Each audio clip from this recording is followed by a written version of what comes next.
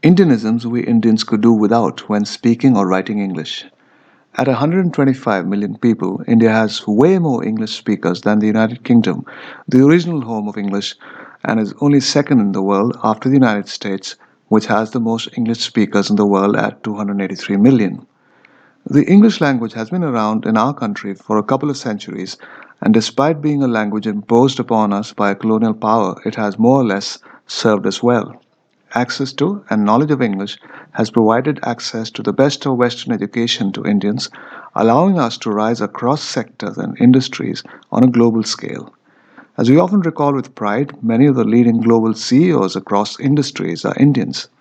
Now, one of us has become the Prime Minister of the United Kingdom, our erstwhile colonial masters.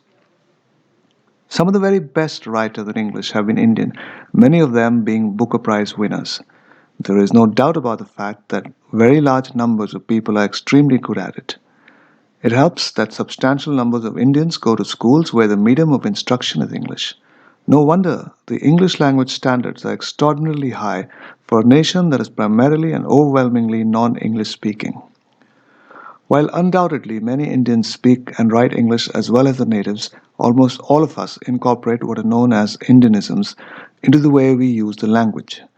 Indianisms are words, terms, and expressions in the English language that are used and understood only by Indians.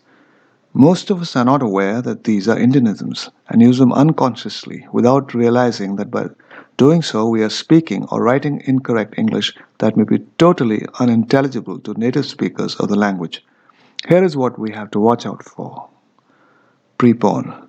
There is no such word in English. You may advance the time of a meeting or bring it forward, but certainly not prepone it. Passed out. It is okay to say passed out if someone has fainted, but certainly not if we have completed school or college. Don't eat my head. This one sounds really bad. Just say don't bother me. What makes sense in Hindi doesn't naturally make sense in English. Discuss about. You don't discuss about, you just discuss. Go, brother. That relationship does not exist in the English language. Don't use it. Do one thing. That is not said in English. You may say, why don't you try doing this instead? Don't sit on my head. This sounds ridiculous in English. Say, don't hassle me instead. Sleep is coming. Don't say that. Say, I'm feeling sleepy. Do the needful. This may have been used during the British Raj, but nobody cares for it anymore.